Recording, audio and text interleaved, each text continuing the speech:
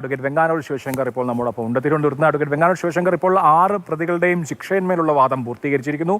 Prosecution പറയുന്നത് 6 പ്രതികൾക്കും ഒരേ ശിക്ഷ നൽകണം എന്നുള്ളതാണ്. ഇളവുകളില്ലാത്ത ജീവപര്യന്തം പരമാവധി ശിക്ഷയാണ് ആവശ്യപ്പെടുന്നത്. അതേസമയം പ്രതിഭാഗം വാദിക്കുന്നത് 2 മുതൽ 6 വരെ പ്രതികൾ ഈ കുറ്റകൃത്യത്തിൽ, അതായത് ബലാത്സംഗത്തിൽ പങ്കെടുത്തിട്ടില്ല, അവർ തൊട്ടിട്ട് പോലുമില്ല, അപ്പോൾ സമാനമായ ശിക്ഷ കൊടുക്കരുത്, കുറഞ്ഞ ശിക്ഷ കൊടുക്കണം എന്നുള്ളതാണ്. നമ്മൾ ഈ വിധിയെ എങ്ങനെ പ്രതീക്ഷിക്കണം? ഈ 6 പ്രതികൾക്കും ഒരേ ശിക്ഷ എന്ന പ്രോസിക്യൂഷന്റെ ആവശ്യം നിറവേറ്റപ്പെടാനുള്ള സാധ്യതയുണ്ടോ? അദ്ദേഹം അതിനകത്ത് ഈ ഹിയറിംഗ് ഓൺ സെൻറ്റൻസ് എന്ന് പറയുന്നത് ഒരു എംപ്റ്റി ഫോർമാലിറ്റി അല്ല. ഹിയറിംഗ് ഓൺ സെൻറ്റൻസ് എന്ന് പറയുന്നത് വളരെ അർത്ഥവത്തായ ഒരു നടപടിക്രമമാണ്. അതിനകത്ത് ഓരോ പ്രതികളും ഒരേ തരം ഒഫൻസാണ് അവർക്കെതിരെ അലജ് ചെയ്തിരിക്കുന്നത്, പ്രൂവ് ചെയ്തിട്ടുള്ളത് എന്നുണ്ടെങ്കിൽ പോലും എങ്ങനെയാണ് അതിനകത്ത് ഇൻവോൾവ്മെൻറ്റ് വന്നത് എന്നുള്ളൊരു പരിശോധന, അതിൻ്റെ ഗ്രാവിറ്റി അനുസരിച്ച് ആണ് ശിക്ഷ വിധിക്കുന്നത്. അതുകൊണ്ടാണ് ഈ ഹിയറിംഗ് ഓൺ സെൻറ്റൻസ് എന്ന് പറയുന്നൊരു സംഗതി തന്നെ നമ്മുടെ നടപടിക്രമങ്ങളിൽ ഉള്ളത്. അപ്പോൾ സ്വാഭാവികമായിട്ടും ഓരോ ആളുകളുടെയും അതിൻ്റെ ഇൻവോൾവ്മെൻറ്റ്, അവരെ എങ്ങനെയാണ് ആ കൃത്യത്തിലേക്ക് എത്തിപ്പെടാൻ അല്ലെങ്കിൽ ഉൾപ്പെടാൻ സാധ്യത വന്നതൊക്കെ പരിശോധിച്ചിട്ടായിരിക്കും വരുന്നത്. അപ്പോൾ ഒരു വകുപ്പിന് ഒരേ ശിക്ഷ, അത് എല്ലാ പ്രതികൾക്കും ഒരേ ശിക്ഷ എന്ന് പറയുന്നത് സാധാരണഗതിയിൽ വാദിക്കാം, പക്ഷേ അത് കോടതി പല വശങ്ങളും പരിശോധിച്ച ശേഷം മാത്രമേ അതിനൊരു ഉത്തരം തരാൻ സാധ്യതയുള്ളൂ. അക്കാര്യത്തിൽ അഡ്വക്കേറ്റ് വെങ്ങാനൂർ, ഇവിടെ നമ്മൾ കാണേണ്ട ഒരു കാര്യം, പ്രൊപ്പോർഷണേറ്റ് ആയിട്ടുള്ള ശിക്ഷ എന്ന വാദം പ്രതിഭാഗം ഉന്നയിച്ചിരിക്കുന്നു. പ്രതിഭാഗത്തിൻ്റെ പ്രത്യേകിച്ച് 2 മുതൽ 6 വരെ പ്രതികളുടെ അഭിഭാഷകർ ഉന്നയിച്ചിരിക്കുന്നു എന്നുള്ളതാണ്. അവരവരുടെ റോൾ അനുസരിച്ചുള്ള ശിക്ഷയാണ് ഇതിൽ വേണ്ടത്. എല്ലാ പ്രതികൾക്കും ഒരേ ശിക്ഷ ബാധകമാക്കരുത് എന്ന് പറയുന്നു. അതേസമയം പ്രോസിക്യൂഷൻ വാദിക്കുന്നത് ഈ മറ്റ് പ്രതികളുടെ കൂട്ടില്ലാതെ, മറ്റു പ്രതികളുടെ സഹായമില്ലാതെ ഈ 1-ാം പ്രതിയുടെ കുറ്റകൃത്യം സാധ്യമാകില്ലായിരുന്നു എന്നാണ്. സാധാരണ നിലയിൽ ക്രിമിനൽ ഗൂഢാലോചന തെളിയിക്കപ്പെട്ടാൽ ആ കുറ്റകൃത്യത്തിലെ എല്ലാവർക്കും ഒരേ ശിക്ഷ കൊടുക്കാറില്ലേ? ഇദ്ദേഹം അതുകൊണ്ട് ഒരു കൊലപാതകം നടത്തിയ കേസുകൾക്കകത്ത് എല്ലാ പ്രതികൾക്കും വധശിക്ഷയോ അല്ലെങ്കിൽ എല്ലാ പ്രതികൾക്കും ജീവപര്യന്തമോ അല്ല കൊടുക്കുന്നത്.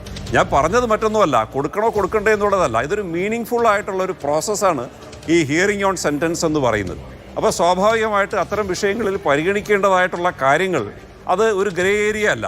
അപ്പോൾ അത്തരം കാര്യങ്ങളൊക്കെ ബഹുമാനപ്പെട്ട കോടതി പരിശോധിക്കണം.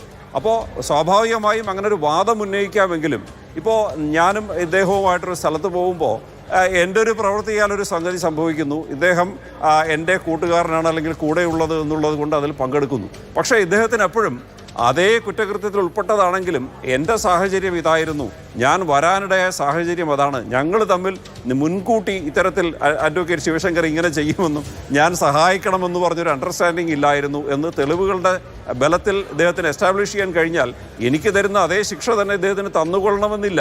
ഞാനൊരു സാധാരണ ഒരു രീതി പറഞ്ഞു എന്നുള്ളതേ ഉള്ളൂ, കൊടുക്കാൻ പാടില്ല എന്നല്ല ഞാൻ പറഞ്ഞത്. അപ്പോൾ അങ്ങനെ ഒരു വ്യത്യാസമുണ്ട്. അപ്പോൾ അതായത് 1-ാം പ്രതി ഈ സംഗതി ചെയ്യുമ്പോൾ അതിനകത്ത് മറ്റ് ആളുകളുടെ ഇൻവോൾവ്മെൻ്റ് ഉണ്ടായിരുന്നു, ഫിസിക്കൽ പ്രസൻസ് ഉണ്ടായിരുന്നു, അതേ ശിക്ഷ കൊടുക്കാം എന്നുണ്ടെങ്കിലും അവരൊക്കെ എത്തിപ്പെടാനിടയായ സാഹചര്യം കൂടി തെളിവിൽ വന്നിട്ടുണ്ടെങ്കിൽ വ്യത്യസ്തമായ വിധിയും അല്ലെങ്കിൽ ശിക്ഷാവിധിയും വരാം എന്നേ പറഞ്ഞുള്ളൂ. തീർച്ചയായിട്ടും ശിക്ഷ എന്തായാലും 3:30 കോടതി പ്രഖ്യാപിക്കുമല്ലോ. വെങ്ങാനൂർ ശിവശങ്കർ, നമ്മൾ ഈ കേസിനെ കാണേണ്ടത്, ഇത് രാജ്യം മുഴുവൻ ചർച്ച ചെയ്യപ്പെട്ട കേസാണ്. റേപ്പ് കൊട്ടേഷൻ ആരോപിക്കപ്പെട്ട കേസാണ്. ഈ കേസിന്റെ വിധി വന്നതിന് ശേഷം ദേശീയ മാധ്യമങ്ങളിൽ, ഇംഗ്ലീഷ് ദിനപത്രങ്ങളിലടക്കം എഡിറ്റോറിയലുകൾ വന്നു. രാജ്യമാകെ ശ്രദ്ധിക്കപ്പെടുന്ന ഒരു വിധി പ്രഖ്യാപനമാണ്. എന്തുകൊണ്ട് ഗൂഢാലോചന സംബന്ധിച്ച പ്രോസിക്യൂഷന്റെ എവിഡൻസുകൾ കോടതി അപ്രീഷിയേറ്റ് ചെയ്തില്ല എന്നുള്ളത് നമ്മൾ വിധി പ്രസ്താവം വരുമ്പോൾ കാണാൻ പോവുകയാണ്, മനസ്സിലാക്കാൻ പോവുകയാണ്. എന്ന് മാത്രമല്ല, ഒട്ടേറെ ആരോപണങ്ങൾ ഫെയർ ട്രയൽ അല്ല എന്ന നിലയ്ക്ക് നേരിട്ട കേസ് കൂടിയാണ്. ഈ കേസിന്റെ തുടർന്നുള്ള നടപടിക്രമങ്ങളെ വിചാരണ കോടതി കഴിഞ്ഞാൽ എന്തായാലും ഹൈക്കോടതിയിൽ അപ്പീൽ പോകുന്നുള്ള കാര്യത്തിൽ സംശയമൊന്നുമില്ല. എന്ത് വിധി ഹൈക്കോടതിയിൽ നിന്ന് വന്നാലും സുപ്രീം കോടതിയിലും അപ്പീൽ പോകും. ഇത് ഈ സ്ത്രീകൾക്കെതിരായ കുറ്റകൃത്യങ്ങൾ സംബന്ധിച്ച ഒരു ലാൻഡ്മാർക്ക് കേസായി മാറാനുള്ള സാധ്യത എത്രമാത്രം? ഇദ്ദേഹം ഈ നേരത്തെ പറഞ്ഞ നമ്മുടെ ഒരു സെൻസേഷണൽ കേസ് അല്ലെങ്കിൽ പബ്ലിസിറ്റി എന്ന് പറയുന്നതൊക്കെ എനിക്കൊരു ശകലം വ്യത്യസ്തമായൊരു അഭിപ്രായമുണ്ട്. അതായത് 1984 തന്നെ ബഹുമാനപ്പെട്ട കേരള ഹൈക്കോടതി, അന്ന് ഉണ്ടായിരുന്നത് പ്രിന്റ് മീഡിയ മാത്രമാണ്, പിന്നെ ദൂരദർശനം ഉണ്ടായിരിക്കാം. അപ്പോൾ അന്ന് തന്നെ ഒരു കേസിനകത്ത് ബഹുമാനപ്പെട്ട ഹൈക്കോടതി ഈ ഫെയർ ട്രയൽ എന്ന് പറയുന്നതോ അല്ലെങ്കിൽ കോടതിയുടെ നടപടിക്രമങ്ങളോ ഒക്കെ തന്നെ മാധ്യമങ്ങളിൽ വലിയ വാർത്തയാവുന്നതും അതിലുള്ള ഇടപെടലുകളെ കുറിച്ചുമൊക്കെ ഒരു വിധിന്യായം പറഞ്ഞിട്ടുണ്ട്. നിങ്ങളൊക്കെ മാധ്യമപ്രവർത്തകരാണ്, നാളെയും ഇത്തരം വിഷയങ്ങൾ കൈകാര്യം ചെയ്യേണ്ട ആളുകളാണ്. നിങ്ങൾ ആ കേസൊന്ന് വായിച്ചു നോക്കണം. 1984 പറഞ്ഞതാണ്, ജസ്റ്റിസ് UL ഭട്ടിൻ്റെ ജഡ്ജ്മെൻറ്റാണ്. അതിൻ്റെ സൈറ്റേഷൻ 1984 KLT 412 എന്ന് പറയുന്നൊരു കേസാണ്. അതിൽ ഡോക്ടർമാർക്കെതിരെ ഉണ്ടായ ഒരു വിഷയമാണ്. അപ്പോൾ അതിൽ ബഹുമാനപ്പെട്ട ഹൈക്കോടതി കൃത്യമായിട്ട് ഒരു കോടതിയിൽ നടക്കുന്ന നടപടിക്രമങ്ങൾ അല്ലെങ്കിൽ ഒരു ഇൻവെസ്റ്റിഗേഷൻ്റെ ഭാഗമായിട്ടുണ്ടാകുന്ന സംഗതികൾ അതിനകത്ത് എത്രത്തോളം നമ്മൾ ഇടപെടരുത് അല്ലെങ്കിൽ അത് ഇടപെടുന്നത് കൊണ്ടുണ്ടാകുന്ന ഗുണവും ദോഷത്തെക്കുറിച്ചും ബഹുമാനപ്പെട്ട ഹൈക്കോടതി പറഞ്ഞു വെച്ചിട്ടുണ്ട്. ഇന്നും ഈ മാധ്യമങ്ങളിലൂടെ ഞാൻ കാണുന്നത് കോടതിയും അത്തരത്തിൽ, അതായത് ഈ ശിക്ഷ വിധിക്കേണ്ട കോടതിയും അത്തരത്തിലുള്ള ചില പരാമർശങ്ങൾ സുപ്രീം കോടതി വിധികളെ ഉന്നയിച്ച് പറഞ്ഞു എന്നുള്ളതാണ്. അപ്പോൾ അതിൽ കൃത്യമായൊരു അതിർവരമ്പുണ്ട്. ഈ കാര്യങ്ങളൊക്കെ തന്നെ മാധ്യമ വിചാരണ പ്രതിക്ക് ദോഷമായി ബാധിക്കും, ഒരുപക്ഷെ പ്രതിക്ക് അനുകൂലമായും വരും. കാരണം ഇതൊക്കെ തന്നെ ചെന്ന് പതിക്കുന്നത് ഒരു പ്രത്യേക വ്യക്തി അല്ലെങ്കിൽ ജഡ്ജി എന്ന് പറയുന്ന ആളുടെ നേർക്ക് മാത്രമാണ്. പക്ഷെ അതിനകത്ത് അഡ്വക്കേറ്റ് വെങ്ങാനൂർ ശിവശങ്കർ ഒരു പ്രശ്നമുള്ളത്, ഈ മാധ്യമങ്ങളെ മാറ്റി നിർത്താം, നമുക്ക് പൊതുസമൂഹത്തിൽ നടക്കുന്ന ചർച്ചകളെയും മാറ്റി നിർത്താം. പക്ഷെ ഈ കേസിലെ വാദിക്ക്, ഈ കേസിലെ അതിജീവിതയ്ക്ക് അക്കാര്യത്തിൽ ഫെയർ ട്രയൽ നടന്നിട്ടില്ല എന്ന പരാതി ഉണ്ടെങ്കിൽ അത് പരിഗണിക്കേണ്ടത്. തീർച്ചയായിട്ടും മേൽക്കോടതികൾ, ഹൈക്കോടതിയെയും സുപ്രീം കോടതിയെയും വിചാരണ കോടതി മാറ്റണമെന്ന് ആവശ്യപ്പെട്ട് സമീപിച്ച ഒരു അപൂർവ കേസാണിത് എന്ന് മാത്രമല്ല, സാധാരണ നിലയിൽ അങ്ങനെ സംഭവിച്ചാൽ റെക്യൂസ് ചെയ്യാം. സാധാരണ നിലയ്ക്ക് എല്ലാ ജഡ്ജിമാരും, സുപ്രീം കോടതിയിൽ അടക്കമുള്ള ജഡ്ജിമാർ ഏതെങ്കിലും തരത്തിലൊരു കോൺഫ്ലിക്ട് ഓഫ് ഇൻട്രസ്റ്റോ എന്തെങ്കിലും ആരോപിതമാകുന്ന സാഹചര്യം ഉണ്ടായാൽ അവർ സ്വയം പിന്മാറും. ഇവിടെ അങ്ങനെ ഉണ്ടായിട്ടില്ല. മേൽക്കോടതികൾ ഈ ആവശ്യം തെറ്റായ കീഴ്വഴക്കം സൃഷ്ടിക്കും എന്ന നിലയിൽ അനുവദിച്ചിട്ടുമില്ല. അപ്പോൾ കേസിലെ അതിജീവിത ഫെയർ ട്രയൽ കിട്ടിയില്ല എന്ന് പരാതിപ്പെട്ട ഒരു കേസിന്റെ പ്രത്യേകത. രണ്ടാമത്, പ്രോസിക്യൂഷനെതിരെ ബയാസ് ഉണ്ട് എന്ന് നിരവധി സാക്ഷികൾ, അത് ആദ്യം മൊഴി രേഖപ്പെടുത്തിയ SHO മുതൽ ഈ അതിജീവിതയുടെ കൂടെ നിന്ന പല ആളുകളും ബയാസ് ആരോപിച്ച ഒരു സംഭവം. ഇതിലേറ്റവും പ്രധാനപ്പെട്ട തെളിവായ വളരെ സെൻസിറ്റീവ് കണ്ടന്റ് ആയിട്ടുള്ള മെമ്മറി കാർഡ് 3 തവണ കോടതിയുടെ സേഫ് കസ്റ്റഡിയിൽ ആക്സസ് ചെയ്യപ്പെട്ടു എന്ന ഗുരുതരമായ സാഹചര്യം. ഇതൊക്കെ അവിടെ നിൽക്കുമ്പോൾ ഫെയർ ട്രയലിനെ സംബന്ധിച്ച സംശയം മാധ്യമങ്ങളെയും പൊതുസമൂഹത്തെയൊക്കെ വിട്ടേക്കൂ, അതിൽ പരാതിക്കാരിയായ ആൾക്കുണ്ടായിക്കൂടെ? തീർച്ചയായിട്ടും അതിൻ്റെ കാര്യം ഞാൻ വളരെ ലളിതമായിട്ട് പറഞ്ഞു കഴിഞ്ഞാൽ, ഈ ബഹുമാനപ്പെട്ട ഹൈക്കോടതിക്കും സുപ്രീം കോടതിക്കും ഒരു ട്രയൽ ഒരു ജില്ലാ ജഡ്ജിയിൽ നിന്ന് മാറ്റി വേറൊരു ജില്ലാ ജഡ്ജി ഏൽപ്പേ അതിനുള്ളൊരു മെറ്റീരിയൽ ബഹുമാനപ്പെട്ട ഹൈക്കോടതിയിലോ സുപ്രീം കോടതിയിലോ എത്തിയില്ല, അല്ലെങ്കിൽ അതിജീവിതയുടെ അഭിഭാഷകർക്ക് അത്തരത്തിലൊരു കണ്ടിജൻസി ഈ വിഷയത്തിലുണ്ട് എന്ന് ഈ കോടതികളെ ബോധിപ്പിക്കാൻ സാധിച്ചില്ല എന്നല്ലേ നമ്മൾ മനസ്സിലാക്കേണ്ടത്. അല്ലാതെ ബഹുമാനപ്പെട്ട സുപ്രീം കോടതിക്കും ഹൈക്കോടതിക്കും തെറ്റുപറ്റിയെന്ന് വിശ്വസിക്കാനാണോ അദ്ദേഹത്തിന് താല്പര്യമെന്ന് എനിക്കറിയില്ല. അല്ല, അവിടെ കോടതി കാണുന്നത് ഈ തെറ്റായ കീഴ്വഴക്കം, അതായത് ഈ കേസിലെ കക്ഷികളുടെ താല്പര്യമനുസരിച്ച് ജഡ്ജിമാരെ മാറ്റിക്കൊടുത്താൽ അത് ഇൻസ്റ്റിറ്റ്യൂഷനെ എങ്ങനെ ബാധിക്കുമെന്ന സംശയം. പക്ഷേ അങ്ങനെ ചെയ്ത കേസുകളുണ്ട്, ധാരാളം കേസുകൾ അങ്ങനെ സംഭവിച്ചിട്ടുണ്ട്. നോക്കുമ്പോൾ ഇപ്പൊ നോക്കൂ, ഏറ്റവും ഒടുവിൽ ഹൈക്കോടതിയിലെ അഭിഭാഷക അസോസിയേഷന്റെ പ്രസിഡന്റ് 8-ാം തീയതി വന്ന വിധി 3-ാം തീയതിയെ പറഞ്ഞുകൊണ്ടുള്ള അല്ലെങ്കിൽ അത് സൂചിപ്പിച്ചുകൊണ്ടുള്ള കത്ത് കിട്ടിയതിനെ തുടർന്ന് പരാതി കൊടുക്കുകയാണ്.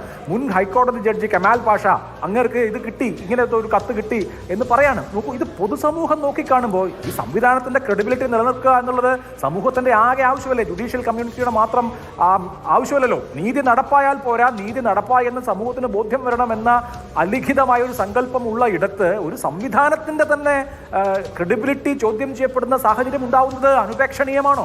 ഇദ്ദേഹം, എനിക്കൊരു 2 മിനിറ്റ് തരുമെങ്കിൽ ഞാനൊന്ന് വിശദീകരിക്കാം. ഇദ്ദേഹം ആ കത്ത് കണ്ടിരുന്നോ? കത്ത് ഞാൻ വായിച്ചിട്ടില്ല. ആ കത്ത് എന്ന് പറയുന്നത് ആകെ, അതായത് ആ കേസിൻ്റെ വിസ്താരം അല്ലെങ്കിൽ ആ കേസിൻ്റെ വാദം ഫോളോ ചെയ്യുന്ന ഒരാൾക്ക് കൃത്യമായി മനസ്സിലാകുന്നൊരു സംഗതിയാണ്, ഈ കേസിൽ ശിക്ഷിക്കപ്പെടാൻ സാധ്യതയുള്ളത് ഇന്ന ആളുകളെ മാത്രമേ ഉള്ളൂ, ഇന്ന ആളുകളെ വെറുതെ വിട്ടേക്കാം എന്ന് മനസ്സിലാകുന്നത് 2 തരം ആൾക്കാർക്കാണ്. ഒന്ന് ഡിഫൻസിനും ഒന്ന് പ്രോസിക്യൂഷനും. അപ്പോൾ അത് കൃത്യമായി ഫോളോ ചെയ്ത ഒരാൾക്ക് മാത്രമേ ഈ കേസിലെ വിധിയും വാദങ്ങളും തെളിവുകളും വെച്ച് ഇന്ന ആളുകളെ മാത്രമേ ശിക്ഷിക്കാൻ കഴിയുള്ളൂ എന്നുള്ളത്. അതായത് ആ കേസിൽ ഉൾപ്പെട്ട ആളുകളെയും വ്യക്തമായി അറിയാവുന്ന പലർക്കും ആ ഇന്ത്യൻ പൗരൻ ആരാണെന്ന് ഇതിനകം അറിയാം, അവരാരും പറയുന്നില്ല എന്ന് മാത്രമേ ഉള്ളൂ. അതുപോലെ തന്നെ ആ കേസിൽ വിധിയെക്കുറിച്ചുള്ള എന്തെങ്കിലും ഒരു പ്രത്യേക പരാമർശമോ ആ ജഡ്ജിന് മാത്രം അറിയാവുന്ന എന്തെങ്കിലും ഒരു പരാമർശമോ അല്ല ഉള്ളത്. ആ കേസിലെ സാക്ഷിമൊഴികളും തെളിവുകളും വെച്ച് സംഭവിക്കാൻ സാധ്യതയുള്ള ഒരു കാര്യം ഇത്തരത്തിലൊരു കത്തിലൂടെ പരസ്യമായി ഒരു ചർച്ചയായി മാറുമ്പോൾ ആ ജഡ്ജി ഒരു പക്ഷേ പബ്ലിക് ആങ്കർ അല്ലെങ്കിൽ ഒരു നടപടി ഭയന്ന് എല്ലാവരെയും കൂടി അങ്ങ് ശിക്ഷിച്ചോട്ടെ എന്ന് ആഗ്രഹിച്ച ഏതോ ഒരു കുബുദ്ധി എഴുതിയ ഒരു സാധനമാണ്. അതിന് അത്രയ്ക്കൊരു വിലയെ പൊതുസമൂഹം കൽപ്പിക്കാവൂ എന്നാണ് എനിക്ക് തോന്നുന്നത്.